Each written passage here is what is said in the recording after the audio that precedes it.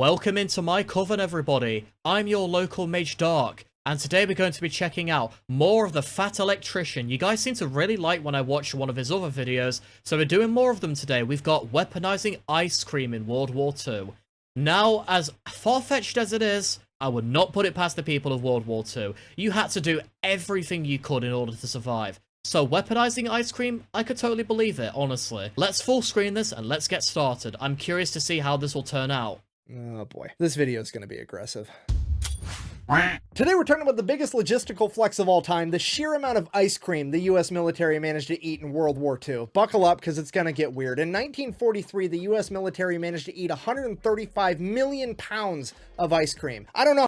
Lovely. Oh, great. You know, the stereotypes make themselves, you know, people like, oh my god, Americans are so chunky, whatever. But like, what do you expect when they're able to do that during the war? That's mental. I didn't even know that. How you guys want to quantify that, like elephant meters or kilo elephants? It's 10,384. Write that down. Moving on. Hey, Alright, okay, I've got it written down, bro. I've got it. Real quick, this video is brought to you by my favorite sporting goods store, Shields. They've got over 30 retail locations across the US and even I was told to not skip these, by the way, because apparently he, like, does some really good bits with his ads or something, so I'm not going to skip this one. Across the US and an even better online store that offers price matching and satisfaction guaranteed or your money back. So if you need anything from camping gear to sporting goods to casual Or am I wrong? I'm not clothes sure. to work clothes, make sure to go check out Shields in person, or I'll have their link in the description down below. Back to We don't have those in this country, I don't think. the video. Why on earth was the American military eating so much ice cream? Couple of reasons. Reason number one, America, because America's always number one and we can.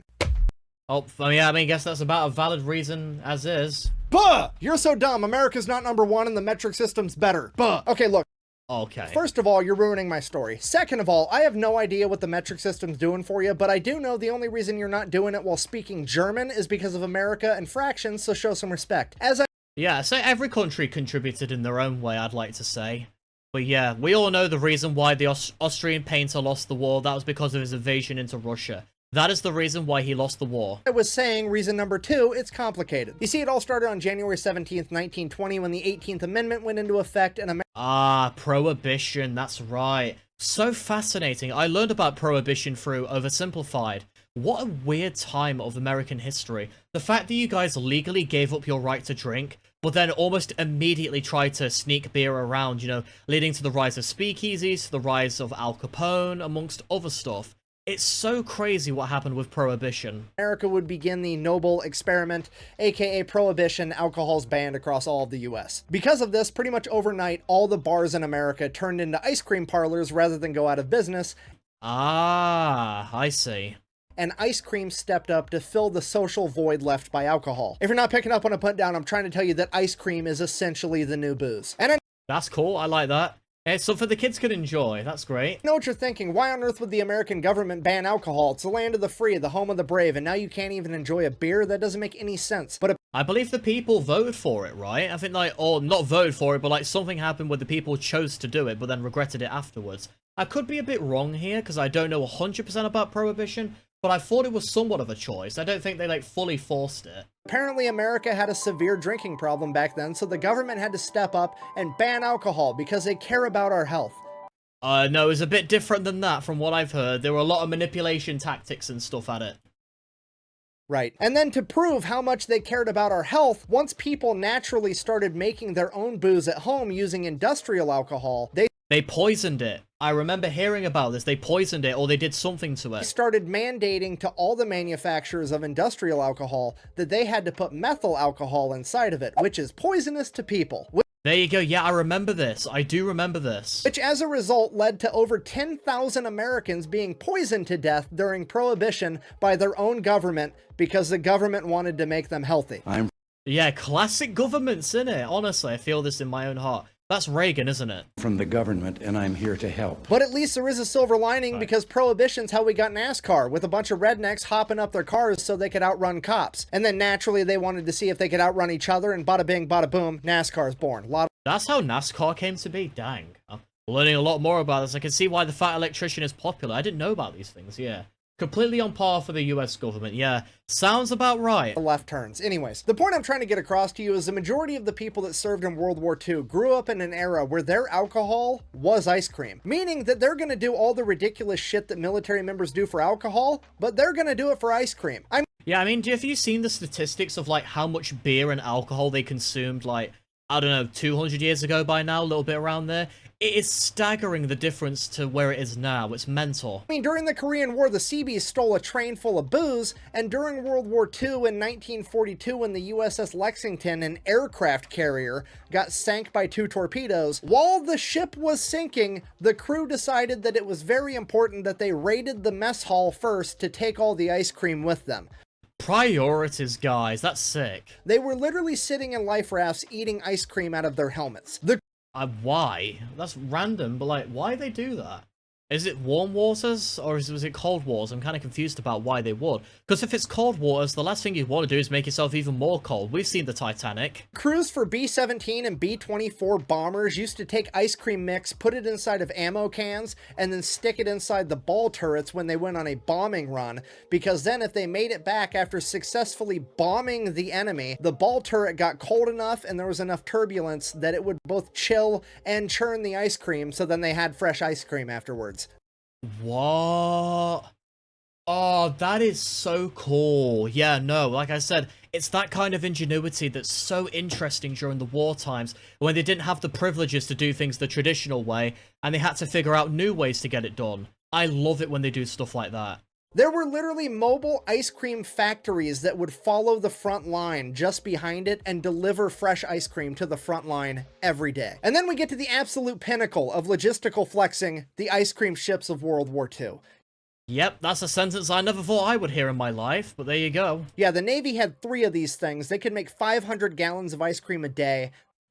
Really? They had enough refrigerated storage to hold 2,000 gallons, and their entire job was to make ice cream and deliver it around the Pacific Theater. Now, as you do during the war, as you do. to be fair, it's technically not a ship, it was a concrete barge. If you don't know the difference, a barge doesn't move under its own power. It's basically got to be pulled around by tugboats. I see, okay. Also, when I say concrete barge, a lot of people seem to misinterpret it and think that it was a barge that was used for mixing concrete and then they retrofitted it to make ice cream instead. That's not what happened. It's literally made out of concrete. That was my guess, that it was just physically made of concrete. It would also explain why it couldn't move on its own power and had to be towed. It makes sense that way now. In World War II, pretty much everything was being rationed, and the US military experimented with making boats and barges out of concrete, and pykrete as well. Pykrete was an idea they threw around. But yeah, they used to ration their own coffee beans, if you remember. I believe President Truman at the time, not Truman, sorry, no, it was Roosevelt at the time. Yeah, it was Roosevelt. He had to ration his coffee beans. I remember hearing about it, yeah. The coffee, though, was not very good, apparently, for his own admission. But yeah, I remember that. The USS Quartz was completely made out of concrete. And then later, after they determined that the barges sucked, the US Navy took 3 of them, spent $1 million on each, retrofitted it into an ice cream factory. And not only is this the biggest logistical flex of all time, it very well may be the biggest morale-changing factor ever. Oh yeah, that's the one thing a lot of people never take into account. I'll move it back a second. The one thing people never really take into account when it comes to war: morale, staying happy, staying positive. There is only so much misery that a person can take before they crack. You need fun moments like this. You need little things like this to keep you going. Something so small like ice cream could mean the difference between a soldier being able to work and do what they need to do for the country, or cracking under the stress and the pressure, and God knows what could happen to them. Yeah. I like this. Big win. Ever. I mean, think about this. It is 1945, and these guys are eating a frozen dairy treat 2,000 miles from home, and the enemy is literally 15 miles from home, and they can't get food. Do you Oh, yeah, that's a flex, man. That's the US showing power right there. have any idea what effect it would have on your morale if you were the bad guy in World War II and you haven't eaten in 3 days, but it's okay because you have a superior warrior culture and your team's gonna pull through and you're gonna win because go team, you guys got this. And then the Americans come over the hill with flamethrowers and fucking ice cream cones. Yeah, America, baby. I'm not even from America, but still, patriotism, I feel it. Maybe, just maybe, you're on the wrong side of this argument. That's like the Star-Spangled Darth Vader, okay? Come to the red, white, and blue side, we've got fucking ice cream. I'm there. Hey, our flag's red, white, and blue. Well, we're already there, yeah. Sign me up, bro. I'll take ice cream in World War II. So in conclusion, booze and ice cream are on the same level of awesome. And next time you go out to a restaurant, you see that little old man with the black hat on the front that says he's a veteran eating ice cream out of a little dish for dessert.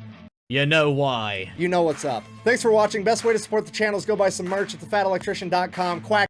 Alright, thank you again, mate. I love this one. I don't think there's like any ending to this now. There's not. Right. So there you go. That is Weaponizing Ice Cream in World War II by the Fat Electrician. I'm giving this a like. This was incredible. I didn't know a lot about any of these. That is so cool. I had no knowledge behind it whatsoever. Well, that's great, and I'm probably going to go grab an ice cream from the freezer, actually, after this. But yeah, thank you guys for watching. If you want to catch these live, be sure to go follow me on Twitch. The link is in the description down below, along with my Discord server. Best way to stay up to date with whatever I'm doing, and the best way to hang out with my community. But for now, I'm your local Mage Dark. I'll see you guys in the next one. Take care, my disciples.